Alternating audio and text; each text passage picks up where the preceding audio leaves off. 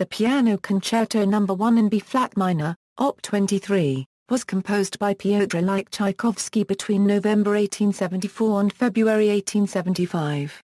It was revised in the summer of 1879 and again in December 1888. The first version received heavy criticism from Nikolai Rubinstein, Tchaikovsky's desired pianist. Rubinstein later repudiated his previous accusations and became a fervent champion of the work. It is one of the most popular of Tchaikovsky's compositions and among the best-known of all piano concertos. Instrumentation: the work is scored for 2 flutes, 2 oboes, 2 clarinets in B-flat, 2 bassoons, 4 horns in F, 2 trumpets in F, 3 trombones, timpani, solo piano, and strings. Structure movements. The concerto follows the traditional form of 3 movements, Allegro non troppo e molto maestoso Allegro con spirito, andantino semplice Allegro vivacious e prestissimo, Allegro con fuoco. A standard performance lasts between 30 to 35 minutes, the majority of which is taken up by the first movement. First movement. The first movement is initiated with 4 emphatic B-flat minor chords, which leads to a lyrical and passionate theme in D-flat major. This subsidiary theme never appears again throughout the movement. The main theme of the concerto is a Ukrainian folk theme which is contrasted with a romantic theme, both in B-flat minor and featuring some of the melodic contours from the introduction. They are followed by a consoling orchestral A-flat major theme over a pedal point, which is repeated at the end of the exposition after a tumultuous climax in C minor. The development section juxtaposes the folk theme with the romantic theme. The recapitulation features the primary theme in the tonic key, leading into a transposition of the romantic theme and climax in the tonic major, before the excitement is cut short by an interrupted cadence and a piano cadenza. Surprisingly, the movement does not revert to the tonic minor, but instead leads to a triumphant and optimistic coda, concluding in B-flat major with a drum roll. Question of the introduction. The concerto's first theme, which follows the famous introduction, is based on a melody that Tchaikovsky heard performed by blind beggar musicians at a market in Kamenka, is notable for its apparent formal independence from the rest of the movement and from the concerto as a whole, especially given its setting not in the work a unregistered trademark S nominal key of B-flat minor but rather in D-flat major, that key's relative major. Despite its very substantial nature, this first theme is only heard twice, and it never reappears at any later point in the concerto. Russian music historian Francis Maz writes that because of its independence from the rest of the work, for a long time, the introduction posed an enigma to analysts and critics alike. The key to the link between the introduction and what follows is Tchaikovsky unregistered trademark S gift of hiding motivic connections behind what appears to be a flash of melodic inspiration. The opening melody comprises the most important motivic core elements for the entire work, something that is not immediately obvious, owing to its lyric quality. However, a closer analysis shows that the themes of the 3 movements are subtly linked. Tchaikovsky presents his structural material in a spontaneous, lyrical manner, yet with a high degree of planning and calculation. Maz continues by mentioning that all the themes are tied together by a strong motivic link. These themes include the Ukrainian folk song Oi, Kryach as the first theme of the first movement proper, the French chansonnette, Il faut s'amuser, Danzo Arire. In the middle section of the second movement and a Ukrainian Pslanka or Greeting to Spring which appears as the first theme of the finale. The second theme of the finale is motivically derived from the Russian folk song Potoidi Vozog Gorod, and also shares this motivic bond. The relationship between them has often been ascribed to chance because they were all well-known songs at the time Tchaikovsky composed the concerto. It seems likely, though, that he used these songs precisely because of their motivic connection and used them where he felt necessary. Selecting folkloristic material, Maz writes, went hand in hand with planning the large-scale structure of the work. All this is in line with the earlier analysis of the concerto published by Tchaikovsky authority David Brown, who further suggests that Alexander Borodin's First Symphony may have given the composer both the idea to write such an introduction and to link the work motivically as he does.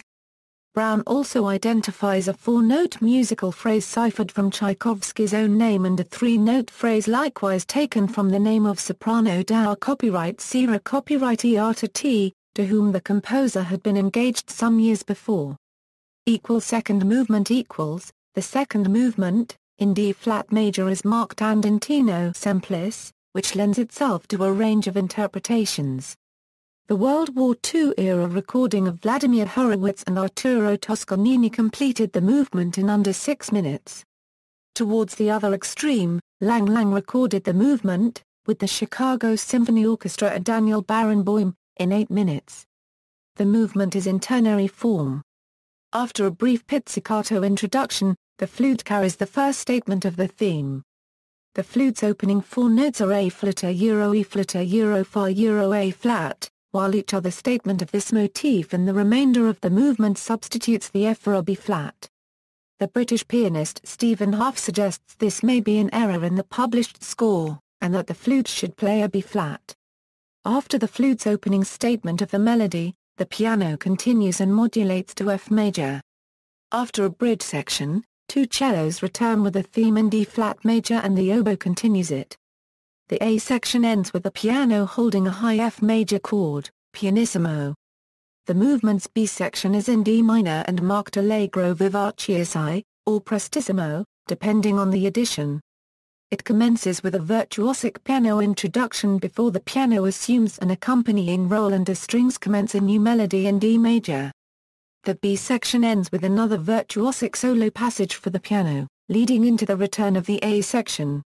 In the return, the piano makes the first, now ornamented, statement of the theme. The oboe continues the theme, this time resolving it to the tonic and setting up a brief coda which finishes PPP.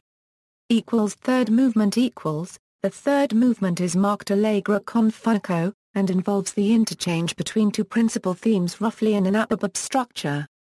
The A theme in B-flat minor, based on a Ukrainian folk song, is principally carried by the piano on each occasion. On the first two occasions it develops into a subsidiary theme, in a major key, played by the orchestra. The B theme also appears 3 times, although in very different guises. On the first occasion it is a lyrical string melody in D-flat major, which the piano develops. Its second appearance is in an abridged form and in E-flat major. Its third and final appearance is in B-flat major, after a long and climactic bridge passage. This time it is triumphal, rather than lyrical, and played fortissimo by the orchestra and piano together. This final appearance leads into a B-flat major coda marked allegro vivo. History: Tchaikovsky revised the concerto 3 times, the last being in 1888, which is the version usually now played.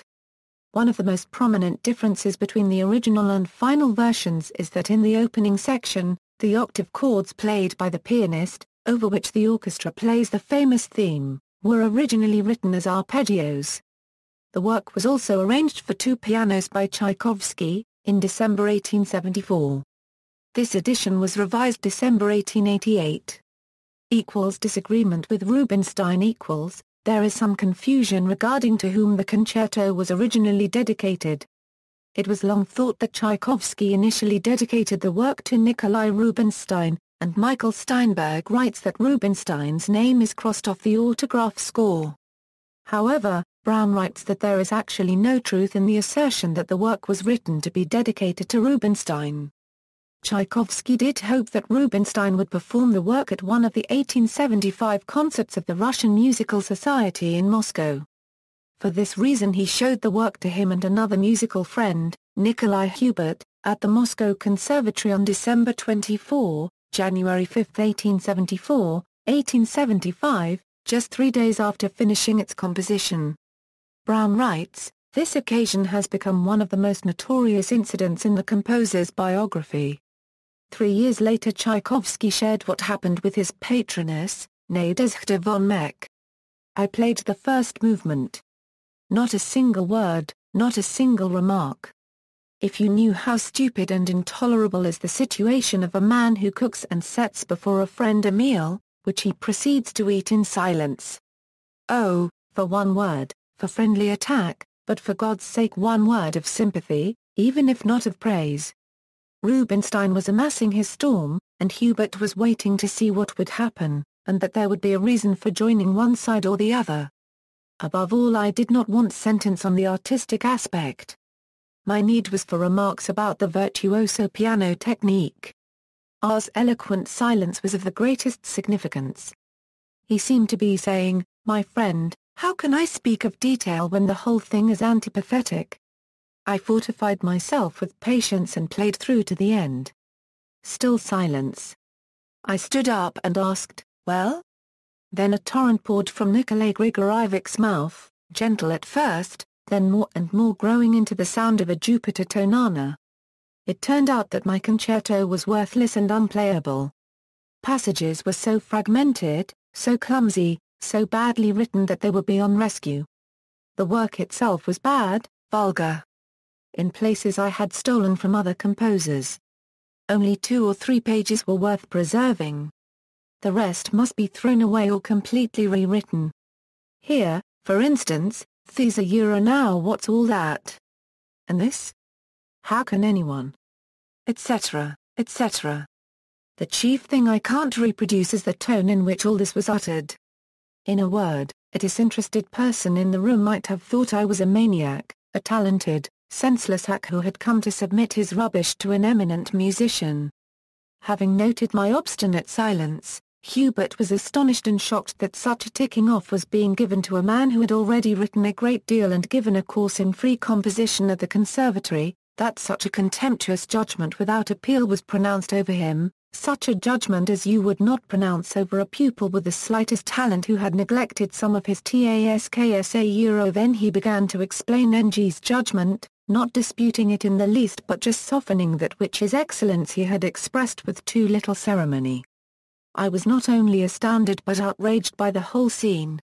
I am no longer a boy trying his hand at composition, and I no longer need lessons from anyone, especially when they are delivered so harshly and unfriendlily. I need and shall always need friendly criticism, but there was nothing resembling friendly criticism. It was indiscriminate, determined censure, delivered in such a way as to wound me to the quick. I left the room without a word and went upstairs. In my agitation and rage I could not say a thing. Presently R joined me, and seeing how upset I was he asked me into one of the distant rooms. There he repeated that my concerto was impossible, pointed out many places where it would have to be completely revised, and said that if within a limited time I reworked the concerto according to his demands, then he would do me the honor of playing my thing at his concert. "I shall not alter a single note," I answered. "I shall publish the work exactly as it is." This I did. Tchaikovsky biographer John Warwick mentions that, even if Tchaikovsky were restating the facts in his favor, it was, at the very least, tactless of Rubinstein not to see how much he would upset the notoriously touchy Tchaikovsky. It has, moreover, been a long-enduring habit for Russians, concerned about the role of their creative work, to introduce the concept of correctness as a major aesthetic consideration, hence to submit to direction and criticism in a way unfamiliar in the West, from Balakirev and Stasov organizing Tchaikovsky's works according to plans of their own, to, in our own day, official intervention. And the willingness of even major composers to pay attention to it. Warwick adds that Rubinstein's criticisms fell into 3 categories. First, he thought the writing of the solo part was bad, and certainly there are passages which even the greatest virtuoso is glad to survive unscathed, and others in which elaborate difficulties are almost inaudible beneath the orchestra. Second, he mentioned outside influences and unevenness of invention. But it must be conceded that the music is uneven and that, it would, like all works, seem the more uneven on a first hearing before its style had been properly understood. Third, the work probably sounded awkward to a conservative musician such as Rubinstein. While the introduction in the wrong key of D-flat may have taken Rubinstein aback, Warwick explains, he may have been precipitate in condemning the work on this account or for the formal structure of all that follows. equals Hans von Bar 1/4 low equals. Brown writes that it is not known why Tchaikovsky next approached German pianist Hans von Bar 1/4 low to premiere the work, although the composer had heard Bar 1/4 low play in Moscow earlier in 1874 and had been taken with the pianist's combination of intellect and passion, and the pianist was likewise an admirer of Tchaikovsky's music. Bar 1/4 low was preparing to go on a tour of the United States. This meant that the concerto would be premiered half a world away from Moscow. Brown suggests that Rubinstein's comments may have deeply shaken him about the concerto, though he did not change the work and finished orchestrating it the following month, and that his confidence in the piece may have been so shaken that he wanted the public to hear it in a place where he would not have to personally endure any humiliation if it did not fare well. Tchaikovsky dedicated the work to Bar 1/4 low, who described the work as so original and noble.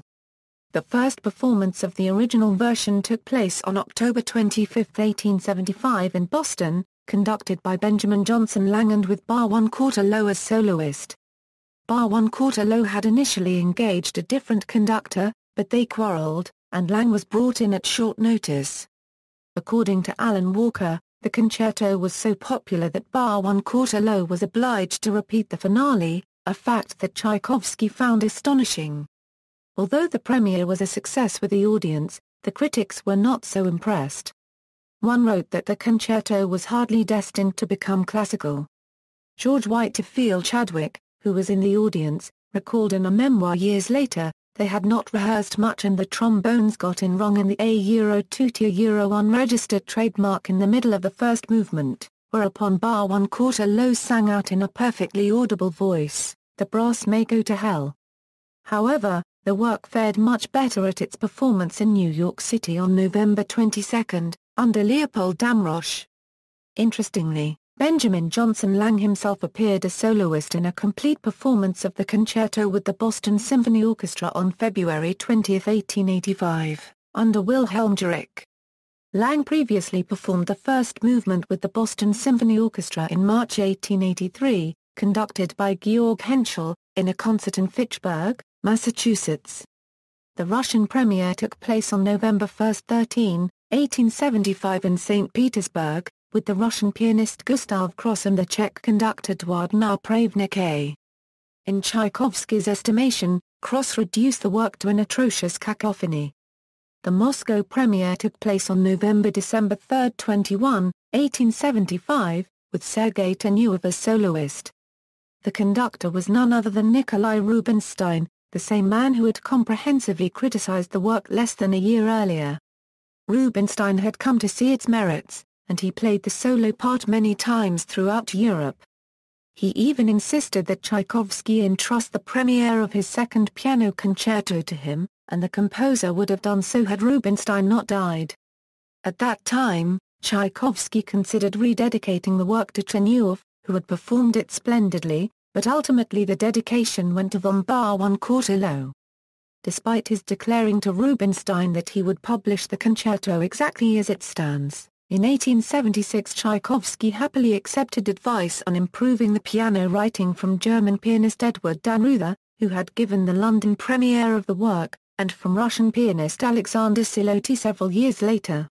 The solid chords played by the soloist at the opening of the concerto may in fact have been Siloty's idea, as they appear in the first edition as rolled chords, somewhat extended by the addition of one or sometimes two notes which made them more inconvenient to play but without significantly altering the sound of the passage. Various other slight simplifications were also incorporated into the published 1879 version. Further small revisions were undertaken for a new edition published in 1890. The American pianist Malcolm Fridger unearthed and performed the original version of the concerto. Notable performances: Sviatoslav Richter in 1962 with Herbert von Karajan and the Vienna Symphony Orchestra. Richter also made recordings in 1954, 1957, 1958 and 1968. Emil Gilels recorded the concerto more than a dozen times, both live and in studio. The studio recording with Fritz Reiner and the Chicago Symphony Orchestra in 1955 is most well regarded. Claudio Aran recorded the concerto twice, once in 1960 with Alceo Galliera and the Philharmonia Orchestra, and again in 1979 with Sir Colin Davis and the Boston Symphony Orchestra. Van Cliburn won the first international Tchaikovsky competition in 1958 with this piece, surprising some people, as he was an American competing in Moscow at the height of the Cold War. His subsequent RCA LP recording with Kirill Kondrashin was the first classical LP to go platinum. Vladimir Horowitz performed this piece as part of a World War II fundraising concert in 1943, with his father-in-law, the conductor Arturo Toscanini, conducting the NBC Symphony Orchestra. Two performances of Horowitz playing the concerto and Toscanini conducting were eventually released on records and CDs, the live 1943 rendition, and an earlier studio recording made in 1941. Martha Argerich recorded the concerto in 1980 with Kirill Kondrashin and the Berlin Radio Symphony Orchestra. She also recorded it in 1994, with Claudio Abbado and the Berlin Philharmonic. Horatio Gushue copyright RREZ's performance of this piece at the Tchaikovsky piano competition resulted in a silver medal. He later recorded with the Baltimore Symphony and David Zinman. In popular culture, the introduction to the first movement was played during the closing ceremony of the 2014 Winter Olympics in Sochi, Russia. It was used during the final leg of the Olympic torch relay during the opening ceremonies of the 1980 Summer Olympics in Moscow, Soviet Union. This piece was also further popularized among many Americans when it was used as the theme to Orson Welles' famous radio series, The Mercury Theatre on the Air. The concerto came to be associated with Welles throughout his career and was often played when introducing him as a guest on both radio and television.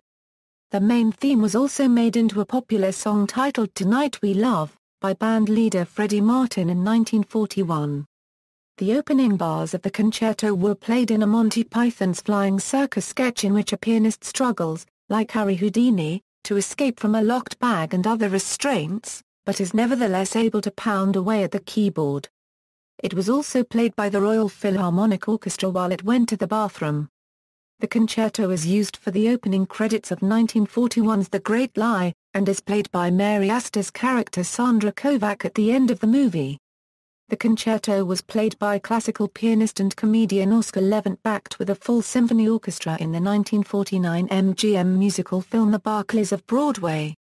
Liberace's version of the concerto is played in the 1990 film Misery. The title cut from Pink Martini's 2009 album Splendor in the Grass employs the famous theme from the first movement. The concerto is used in the 1971 cult film classic Harold and Maude in the scene in which Harold's mother, played by Vivian Pickles, takes a swim in the pool while Harold, played by Bud Cort, fakes another suicide in the deep end as she calmly swims past. A disco rendition of the concerto is used to open the finale of The David Letterman Show as well as the debut episode of Late Night with David Letterman. References. Sources: Brown, David, Tchaikovsky, The Crisis Years, 1874–1878. ISBN 0-393-01707-9. Friskin, James, The Text of Tchaikovsky's B-flat minor concerto, Music and Letters 50, 2, 246–251. Mers, Francis, T.R. Arnold J. Pomerantz and Erika Pomerantz, A History of Russian Music, From Kamerinskaya to Barbia. ISBN 0-520-21815-9. Norris, Jeremy, The Russian Piano Concerto, Volume 1, The 19th Century. ISBN 0-253-34112-4. Potsamsky, Alexander Tchaikovsky, The Quest for the Inner Man. ISBN 0-02-871885-2.